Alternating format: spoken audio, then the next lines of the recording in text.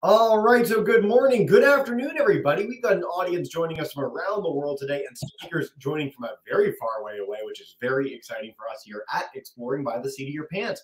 Welcome to our second weekend in 2023. We've already had the chance to go to India. We've been to the Philippines. We've been across the United States, and we are going to Antarctica live later today as well. It has been a really exciting dive in as we continue our mission of sharing the world's coolest scientists, explorers, and amazing people and places and organizations with you guys through like 40 monthly live free interactive broadcasts. So a big thank you to you, all the amazing teachers joining today. We really love that you continue to support us in sharing our mission of exploration and science with the world. Now, I am really jazzed about today, not only because we are bringing back the group that joined us for our last program of 2022, but because we are bringing back a group that I haven't had the chance to partner with in over 5 years. When I started with Exploring by the Seat of Your Pants, when we started as an organization about 7 years ago, SANCCOB was one of our big original partners, showcasing their amazing work to rescue, rehabilitate, and re-release injured seabirds, to educate the public, particularly about penguins, everyone's favorite animal. And so I'm so excited today to have them back with Alex, who's going to take us through their facility, highlight some of the amazing work they do, and blow all of your minds. So without further ado, I will stop talking. I'm going to turn it over to Alex. Alex, thank you so much for joining today live in South Africa. Thank you very much for letting me come through. So, as mentioned, my name is Alex. I am the educator here at SANCCOB. I'm currently sitting in our education room at the moment. So I thought I'd start off my lesson with showing a few videos. So obviously I will be taking your groups around to our center, showing you our patients, our actual pens and our aviaries and that sort of thing. But there's quite a lot that you would be missing that I would love to show you. And the first thing, if I can get it running, I'm just going to turn my camera around. Okay. So our main goal in the center is basically to rehabilitate, release, and get our penguins and our other seabirds back into the wild. So on average, we receive about 2,000 to 2,500 patients every single year. And that means we get birds every single day. So we obviously wouldn't be able to show you guys a release here at the center because they're here for rehabilitation, and the colonies that we release them in are very far away. We release them in 2 colonies, our infamous Boulders Beach. I'm sure some of you guys might have heard of it. And then there's also a lesser well-known colony known as Stony Point. Those are our only mainland colonies that we have in the country, just because seabirds generally tend to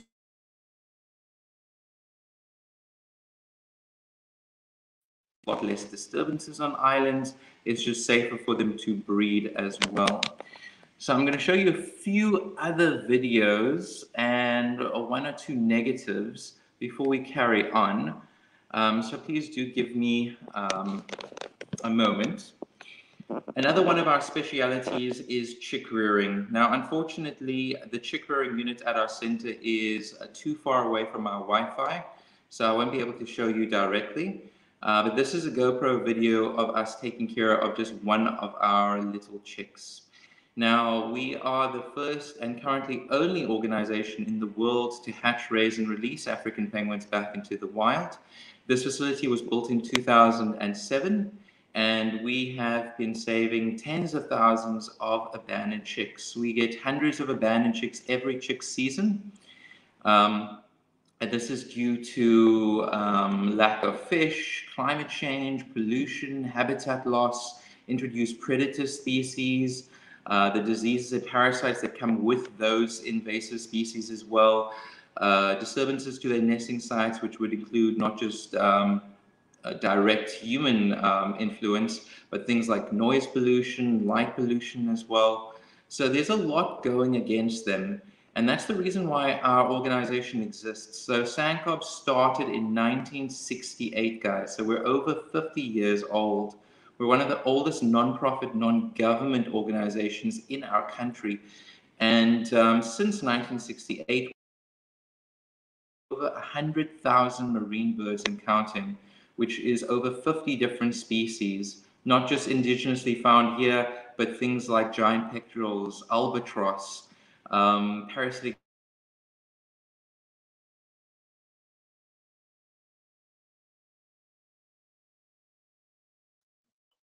Oh, we lost Alex for a second. We're going to get him back. This is sometimes the danger of being in a place all the way in South Africa live, but hopefully we've got Alex's connection perfectly back in business momentarily, everybody. Again, while we're waiting for Alex, I will note if people want to check out more of the work that SANCCOB does, the website is below. I'll share this on our YouTube chat and in our StreamYard chat with our classes as well.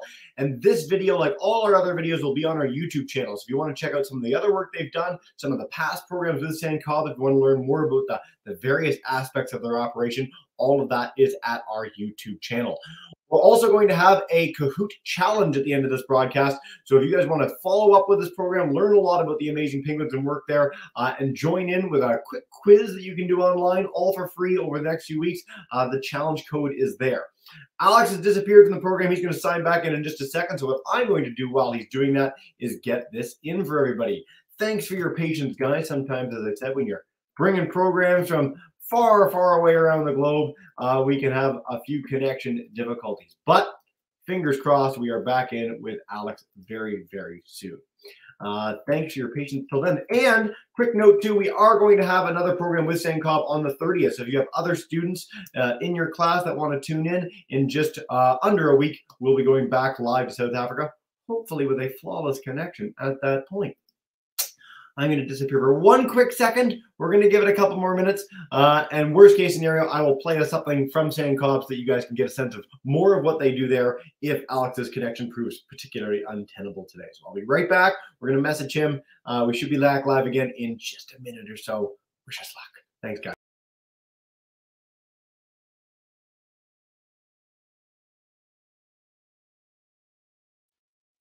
There we go. There's Alex. I apologize. I'm back.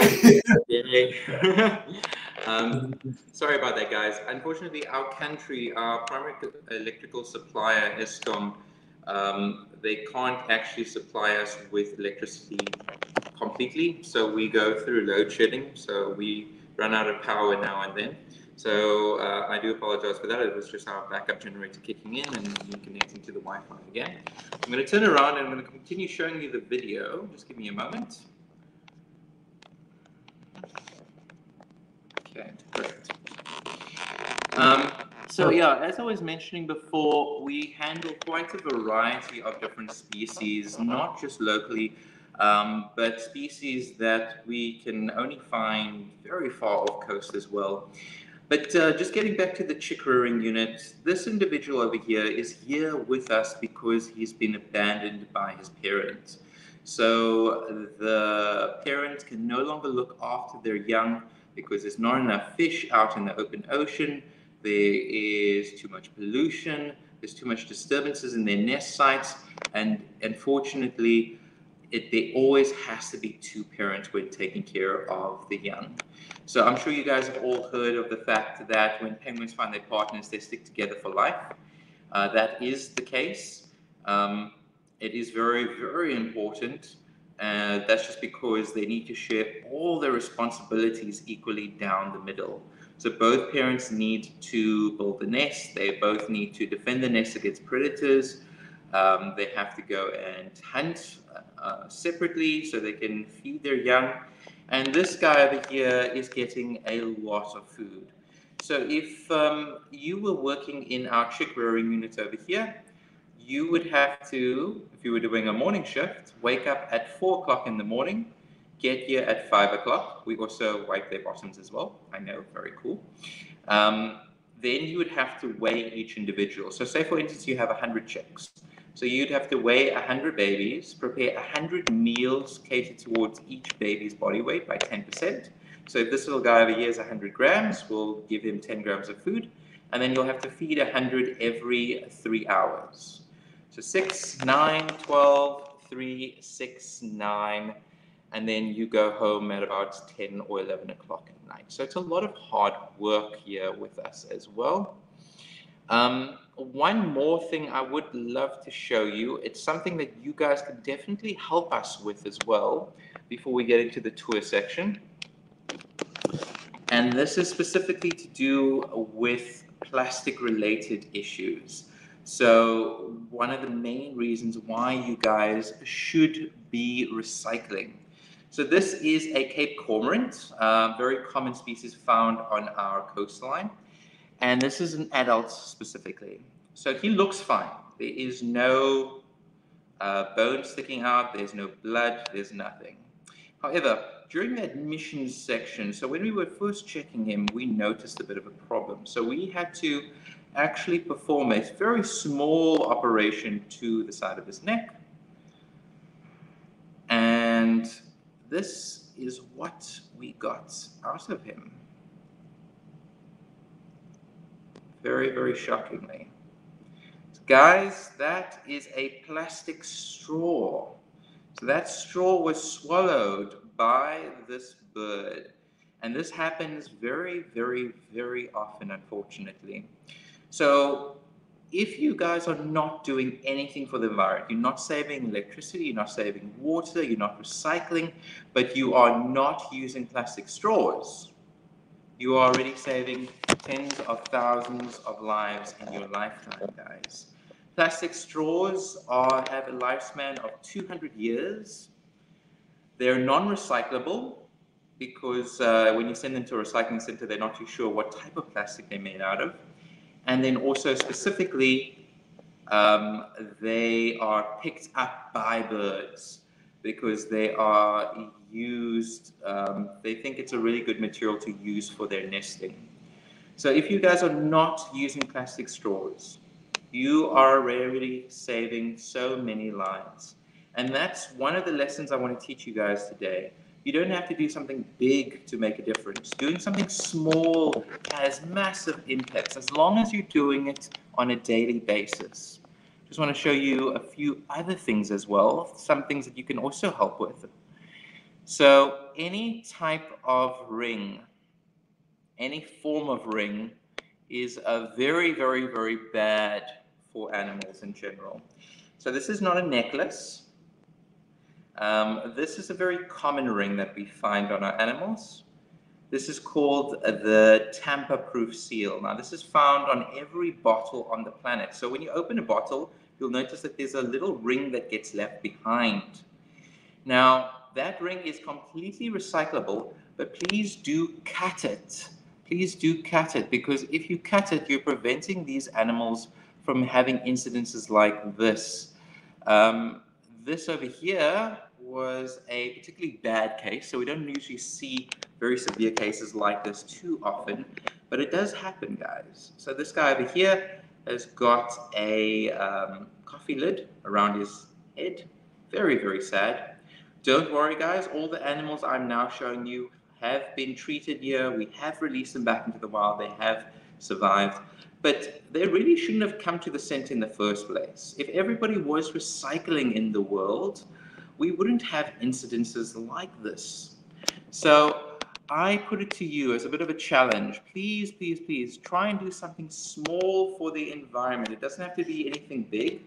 It doesn't have to be anything too fancy. But please do something, anything. That will help us immensely. So guys, I'm now going to go on a tour of our hospital just to show you a little bit around. There are certain sections that I will lose signal, so I will reconnect with you. But otherwise, I hope you guys enjoy, and I hope that you guys are all penguin experts at the end of this lesson as well. Okay, so let me get out of here. So right now, I'm just leaving my education room. And we are in our main administrative building at the moment. So SANCCOB is really run on donations. So we only run thanks to the generosity of the public. So these people over here, all of these individuals, so some of them you might recognize. We have a lot of overseas zoo and aquaria that are actually donating to us, and that is immensely helpful. Because of the exchange rates. We also have a bit of a shop over here, but let's get to the exciting parts, guys. Let me walk down to our pens where we're keeping the majority of our animals. Now, we're in a bit of a crisis right now. well, not right now, ever since November, we have entered our first chick season in which we got over 300 chicks. And then also, unfortunately, before we could release those chicks, we also got positive cases of AI, which is avian influenza. So kind of think of it as a flu for birds, but it's quite deadly for birds. So when we got those positive cases, we were like, oh no. So we couldn't do any of the releases and we had to quarantine. Here is some of our penguins in our pool. They're just having a really nice swim. So we had to quarantine, guys. So we've had to keep over 450 patients since November here. And let me tell you guys, that is a lot of work. It's a lot of hard work because we have to feed them, we have to medicate them, we have to give them hydrations, we have to give them checkups. And most of that is done thanks to people like this.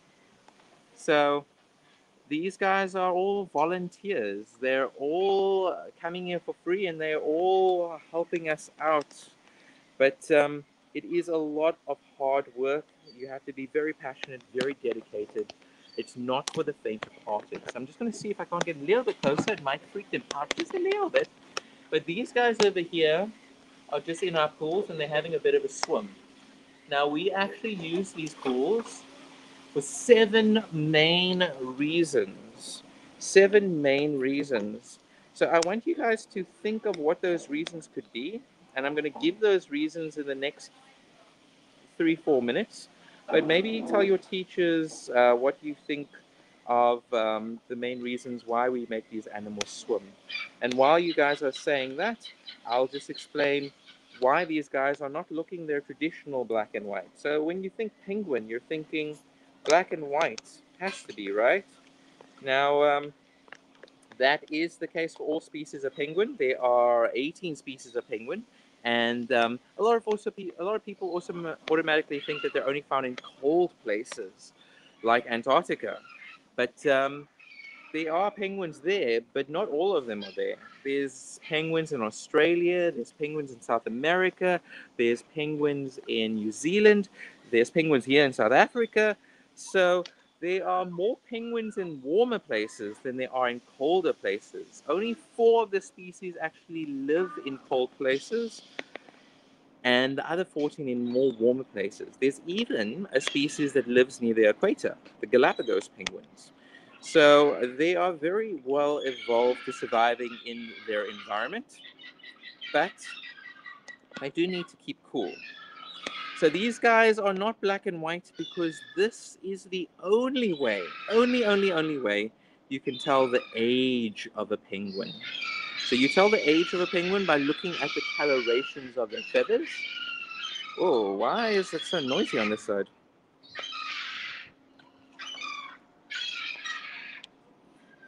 So this is our main aviary. We have a number of very noisy seagulls in here as well. So I won't be able to walk in here, guys, but maybe I can get a little bit closer. We have a number of cormorants in here as well, which is also a very common species in which we receive.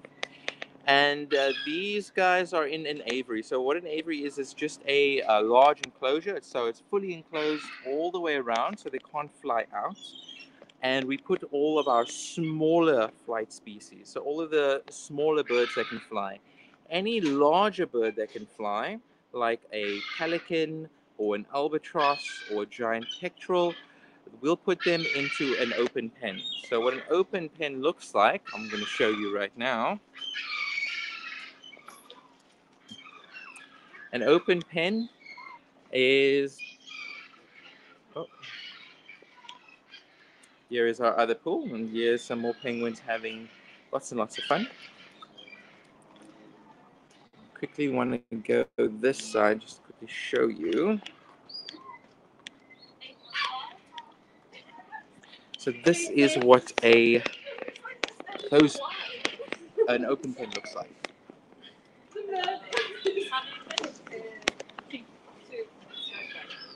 So right now we are just busy feeding these guys. So I'm going to be a little bit quiet just to show you what that looks like. So just give me a moment. Let me get into a good position.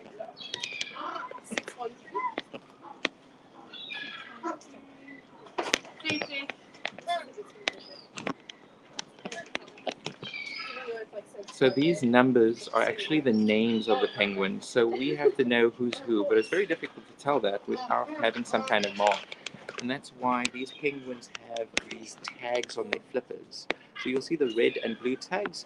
There's a number on that, and that's who's who. 568. So 568 would be our 568th penguin we've received last year, and then we reset the number every year. So now that we're in a new year, we're going to get number 1 and number 2 and number 3 again. So we restart the number.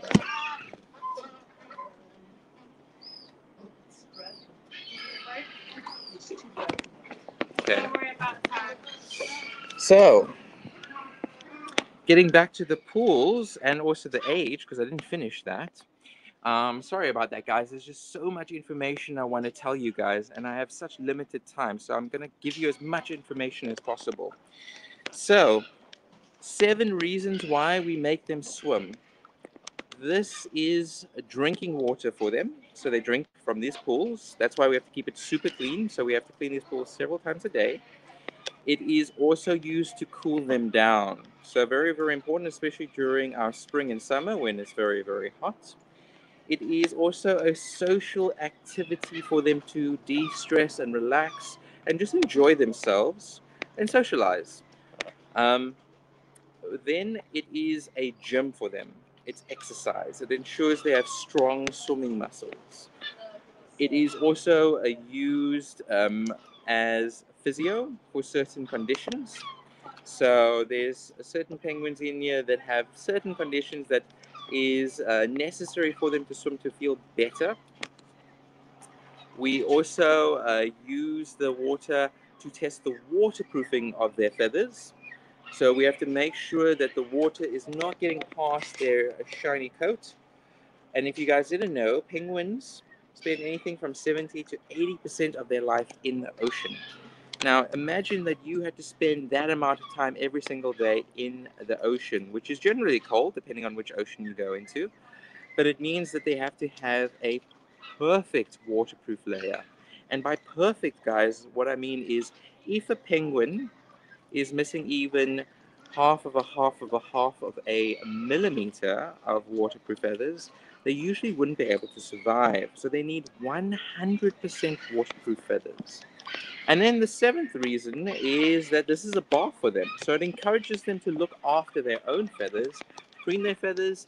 So some of them are nibbling themselves, but I think these guys are just really ready to get out right now.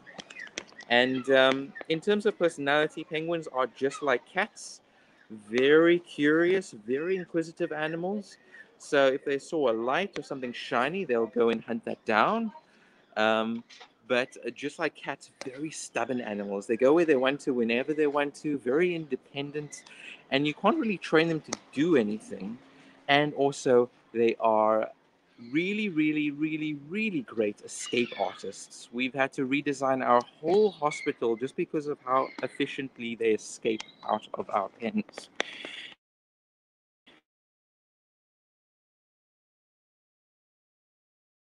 Oh, we've lost you for a second again, Alex, if you can hear me. Oh, there we go. You're back. Yay, yeah. Great. Okay. So we currently have a bird that we're admitting right now. So I won't be able to go in there. So we're just checking a gull. The gentleman on the left is David, our vet. And then the lady on the right, that's Megan. She's one of our interns. So our volunteers and interns are assisting with everything. And I'm assuming she's going to put that bird now into our intensive care unit, our ICU. So that's where we keep our weakest and most injured of birds. So there's one on the right over there, and then we have another one on the left over here. Let's just quickly go to this side. So there's another one on the left, and that middle room over here. So you see we have 2 ICU rooms. The middle rooms is a laboratory and a X-ray room. So that's where we have our X-ray machine. And then we also have these 2 rooms to the left, which is actually our surgical theaters. So this is where we do operations at our center. So we do operations on site. We check our blood work on site. We do almost everything on site. However, a lot of these big items are very thankfully donated to us. For instance, this table over here, this operating table, it might look a bit weird, and that's just because it's actually not an operating table. This is a food prep table that we actually got from a place called Rotanga Junction. So you can kind of think of Rotanga Junction as a very, very, very small Disneyland. So there were rides and that sort of thing, but they actually closed down a number of years ago. And when they were closing down, we were like, okay, we need to get some stuff from them. So we got that table. We got 2 tables, so we can use as operating theaters. And that's just because, once again, we run on donations, guys. So everything here, everything you've seen is thanks to people being generous. It's thanks to people that care. It's thanks to people that want to save our animals. So hopefully all of you guys. This over here, we're just doing a bit of cleanup because it's the end of our day for us, is the most important room, the kitchen, or the sushi parlor. So we use an immense amount of resources in here. Lots and lots of cleaning as well has to be done. Right over here, this board over here is noting how many fish and vitamins and a whole host of supplements we use for all the animals here at the center. We also do a lot of dish cleaning, which we do over here. And then also, I'm just going to quickly open our walk-in fridge, but I'm not going to walk in there, otherwise I will lose signal. So we have all of these boxes of fish over here. And this is literally the only thing that is not the greatest. So we actually use quite a lot of fish to keep our animals alive, to get them better. But we're getting a lot of animals that are underweight, that are not feeling great because they can't find enough fish in the open ocean. And this is another way that you guys can help us as well, guys. So if you eat less fish, if you become vegetarian, if you go and study into conservation, if you vote for a political group that is more conscientious about the environment, there is hundreds to thousands of things that you can do. And all you really need to do is just have a bit of a think on what you're capable of. But once again, my main message to you earlier was, don't do something big. Do something small, you know, and build up on that. And tell your friends, and tell your family, and tell your neighbors. And start off somewhere where you're familiar. So start off in your classroom or at home, and then just build up on that. So, yeah, guys, I still have a lot to tell you. There we go. Are we back? Yeah, now we're good, man. I figured you might be wrapping up, but if you want more to tell us, yes. I'm going to wrap it up now. So, guys, I'm just going to turn the camera around, and then we can get into our Q&A session. Amazing. And Alex, if there is more you want to show us at any point, just let us know. We're happy to see more. This is a really fantastic tour, so thank you so much for the opportunity. Alex, I'm going to head to our live classes in a minute. Miss Williams 568, if you guys. So 568, if you guys want to type in the chat, YouTube groups, you guys can type in the chat as well. Miss Williams, I will come to you live in a minute. But I'll start off with a softball question for you, Alex. How many penguins do you have at the facility total right now? Right now, so need one of those. There we go. So at the moment, we have just lessened our quarantine protocols in regards to avian influenza. So we've actually shut down our secondary off-site facility that we've been using. So we received those animals. So it's around about 500 animals that we're taking care of. And just to note, guys, every one of those 500 animals eats 6 to 10 fish a day. And the fish is half the size of your ruler every single day. It's a lot. It's quite the staff effort to make that possible. So I'm really glad we've highlighted that. Also, you're one of the only people ever who has mentioned in a broadcast that something that people can do is vote for people that are supportive of the environment. So thank you very much for that, because it's something that's under recognized, shall we say. Miss Williams class, I'm going to come to you. I think you got your devices working, which is great. So if you want to unmute, I think I got you on camera and audio on 2 different devices. If anyone has a question and they can come to the rug, they may quietly do that. So at the moment we have just lessened our quarantine protocols in regards to avian influenza. They're a little delayed, but we're going to get a question from them in a second. I might put you in the background ever so briefly, and then we'll bring them in. Those animals. So it's around about 500 buildings, yeah. animals we're taking care of. And just to note, guys, every one of those 500 animals eats 10 fish a day. Oh yeah, they're quite delayed, Alex. All the tech flaws today. That's okay. That's half the fun. So we've had a question come in online. How does someone end up with your job? You've had this amazing opportunity to showcase all these animals. Do you have a biology degree? How would someone end up working at SANCCOB or end up doing what you do? That really depends on the department you eventually work in. So just like any organization, we have a variety of departments to keep us running.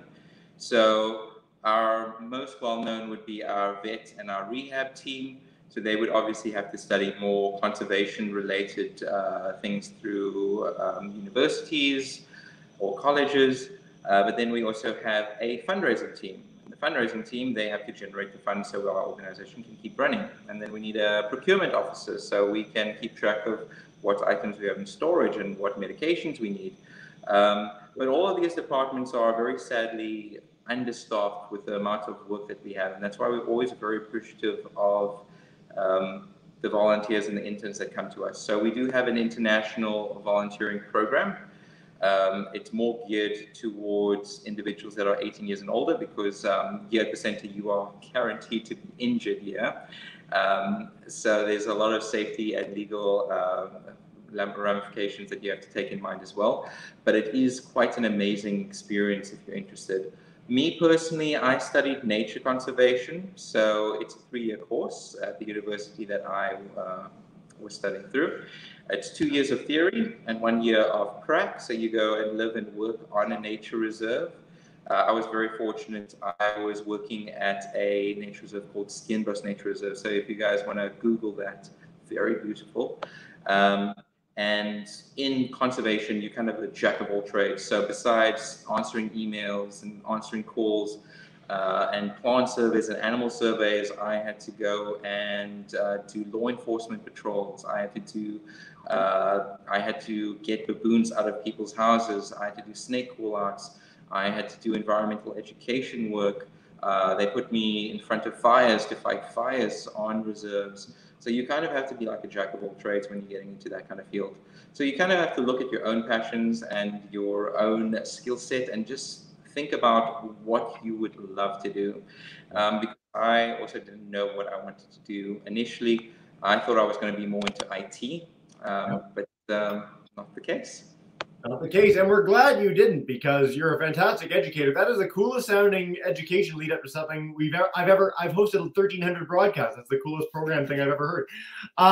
Alex, we got some questions coming in on our chat from our folks. I know we got some tech issues, but thank you guys for sticking around. Where do the penguins sleep? Do they each have their own little areas? Do they all sleep in one area together? How do they sleep? Or just out on the ground or the water or what? So one of the most important things that penguins do when they're on land is actually sleeping. Because they spend so much energy in the water, they're trying to conserve as much energy as possible when they're on land. So they take naps often. They are diurnal, which means that they are awake during the day and they sleep during the night.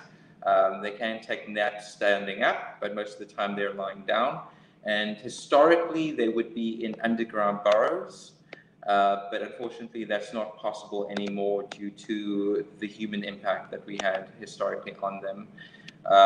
So they'll go under vegetation, they'll find any shade they can, but otherwise, yes, they'll just be lying down in the sand, preferably not.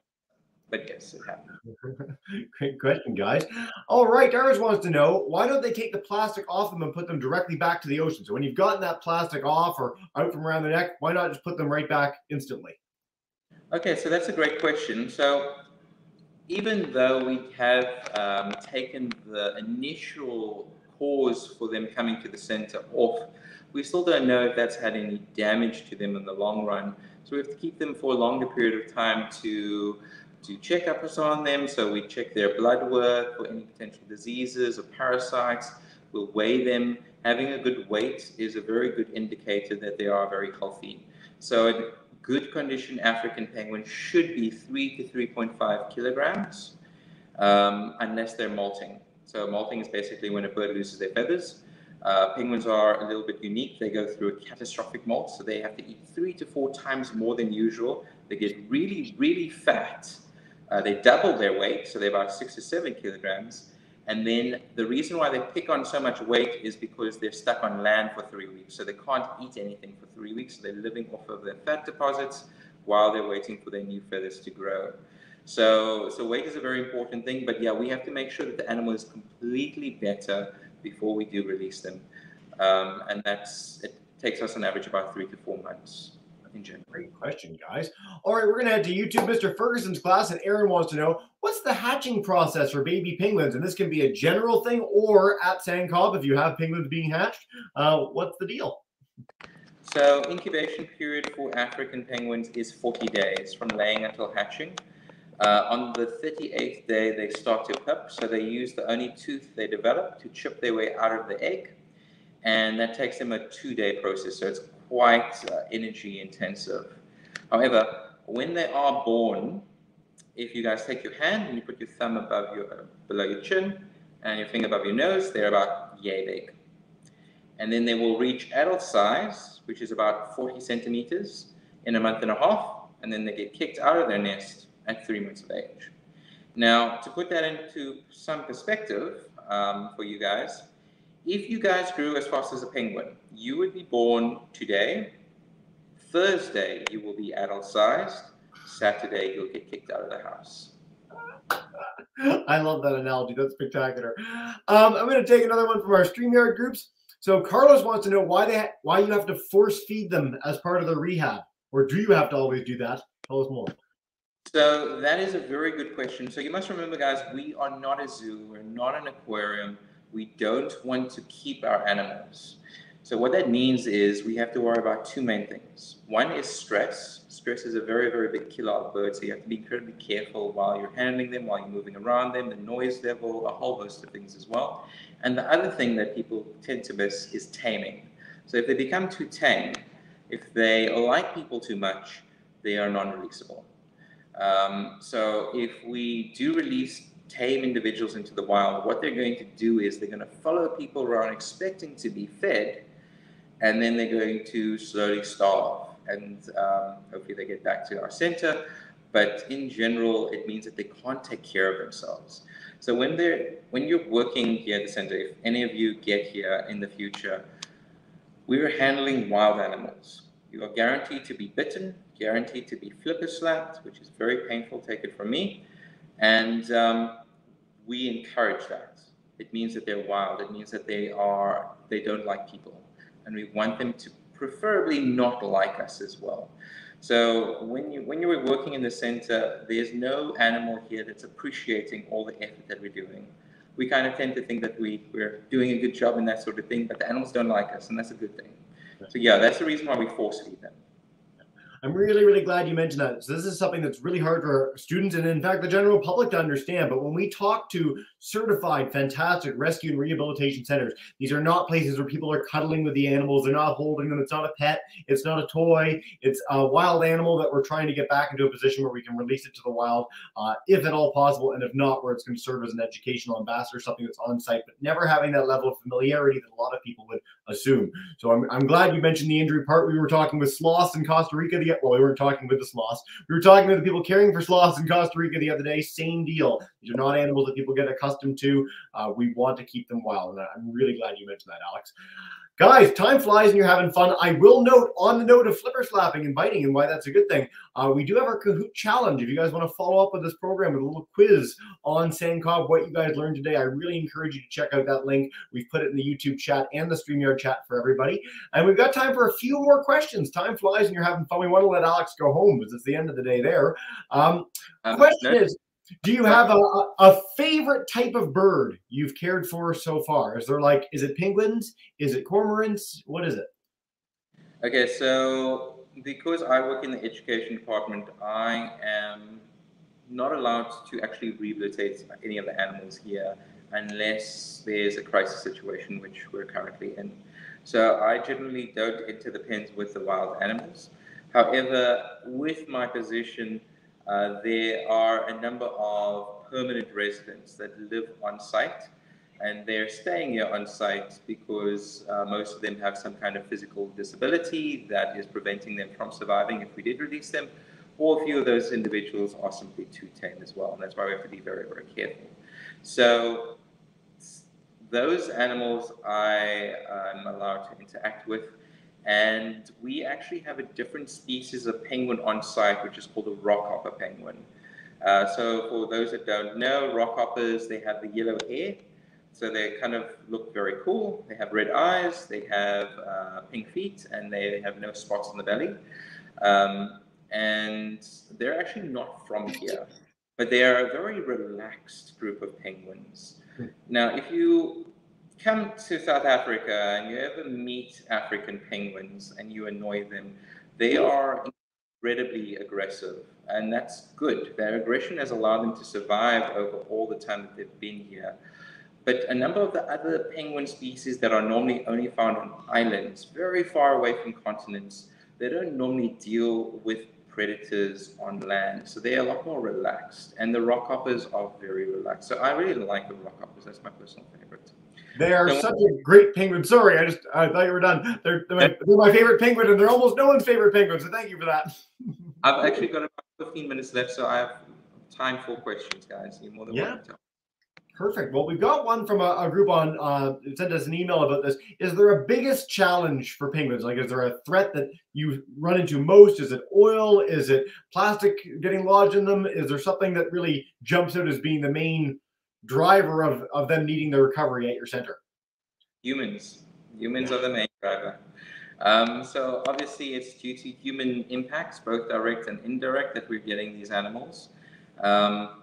Most of the species that we handle here at SANCCOB are incredibly endangered. So seabirds, because they both use terrestrial, which is land, and aquatic, which is ocean-based environments, they're getting hit by both sides of the coin. And because of that fact, our seabirds are declining a lot rapidly than just a purely terrestrial or purely aquatic species. So our African penguins are actually down to about 1% remaining of their population. There used to be over 4 million of them in the 1930s, and now there's only 10,000 breeding pairs remaining of them. And to give you some idea of how rapid the decline is actually happening, when I first started working here at SANCCOB about 5 years ago, there was actually 2%. So we actually lost half the population in a 5-year period. And as mentioned, this is due to a number of factors. Currently, there would be things like pollution. I'm sure you guys know all about the Great Pacific Garbage Patch. There's other things like oil spills, which are incredibly negative as well. They have massive impacts, not just on seabird, but all marine life and also terrestrial life, because you get terrestrial oil spills as well. But the main driving cause for the decline would obviously be overfishing. So the lack of fish in the water is simply preventing them from getting more fish, surviving. So yeah, that's a very, very big thing. Historically, we actually used to eat penguin eggs. It used to be a delicacy. Some years they would collect over 700,000 penguin eggs. Breeding pairs only laid 2 eggs a year, guys. So we were wiping out entire generations of penguins. Thankfully, that's illegal right now. We also used to mine out the guano. So that was another historical reason for the decline. So as you remember, I mentioned that they would normally be in underground burrows, and they actually use the guano. So guano is the very, very fancy term for any bat or bird droppings. So they're droppings, basically. But it's also one of the seabird's main ecological functions. So they defecate a lot. So to give you some idea, guys, on the island colonies, before we started mining them, there used to be layers of bird poo that is 3 to 12 meters high. That's 3 to 4 stories of bird poo. And because they can burrow into it a lot easily, and because it's very water absorbent and it protects them against the climate, they burrow into that. Also, when it dries, it's very acidic, so it's very clean as well. So it's lots and lots of benefits, but to us, it was used as fertilizer. And also we used to use it to create gunpowder as well. So very, very valuable, which is why we mined it out. Great question. Thank you for bringing up the Guano Islands. You're one of the first people to ever mention that in all the broadcasts I've ever done. And it's such a cool story in the history of science and exploration. Kiliana wants to know, do they have a most dangerous prey? Is there anything that the penguins are hunting for that they're a little, it's dicey if they want to take them on, or are they all eating fish that they can just gobble up as they swim along? So that's also a bit of a misconception. It's not just fish that penguins eat. They also eat things like crustaceans as well. So krill, crabs, lobsters. They also tend to go for squid, octopus, calamari. I'm sure very delicious, as some of you guys know. The only problem I would think of that would be a concern for the penguins is some penguins, not all of them, but some of them have the trait that they're quite greedy. So they'll try and eat a fish that is just way too big for them. They also have to be very careful of fish that have spikes in the body as well, things like that. But generally, our penguin species are eating pelagic species of fish. So that would be sardines, anchovies, pilchards. And unfortunately, those are all the target species for our fisheries. So it's high competition, and that's why there's so much overfishing as well. Great question, guys. Alex, I know our classes have to head off to next period pretty soon. So is there a final message you want to share with them about the work you guys are doing at SANCCOB, about penguins in South Africa in general? Anything we can leave kids with to keep the excitement going after you're done? Okay. Yeah, guys, everything I've shown you, everything, all our accomplishments, all the challenges we faced, it's actually only thanks to one woman. 1968, there was our founder, Althea Westphal. She was there when there was a major oil spill, which was the SOS, and there was no organizations or people at the time that actually saved oil birds. So because of her passion, because of her drive and amazing formidability, she herself took 60 penguins home with her in a car, all right? Washed them in a bathtub, kept them in a garden, created a temporary pool for them in their garden, fed them fish, so she had to purchase fish for a couple of months, and then every week for those couple of months took them to a tidal pool along the coastline to get a bit of a swim for exercise. And she did that alone. And thanks to her, we've saved over 100,000 marine birds and counting. We are recognized as one of the top 10 oil responders in the world. We are, as mentioned, the first and only organization to hatch, raise, and release African penguins back into the wild. So if you ever think that you can't make a difference, there are many people throughout history that have just done and put in, I wouldn't say a little bit of effort, but a lot of effort and a lot of drive and a lot of passion. And they stuck to their guns. So I would like to just leave to you that you can make a difference. And you guys are the future generation. You guys are the future pilots and policemen and fire departments and the future movie stars. And maybe one or two of you could be a president or two. And I want you to take these lessons back with you to wherever you go, even if it's not in a conservation field. And just remember, you can still make a difference for the environment. So for me, yeah, at SANCCOB, I would like to thank you guys. Thank you, Alex. That's a beautiful message. And again, one that students these days really embody. I mean, I think everyone thought it would be our generation that would be leading the charge for a lot of these great things around the world. And it really is kids these days. The kids that are the ages of those in these classrooms that are leading 500,000 kid marches, and they know the science, they're involved, they pack litterless lunches, they, get their parents to turn off the lights at the end of the day and get groceries with reusable bags. And it's really been extraordinary to see this youth uprising on the science over the last few years. And so a big thank you to our classes from, again, all over North America today. Thank you guys for joining, and do check out SANCCOB's website to learn more about the work they do. Check us out on YouTube if you want to see more SANCCOB programs in the weeks and months to come. Alex, thank you so much, man. And we'll end the broadcast there. Have a wonderful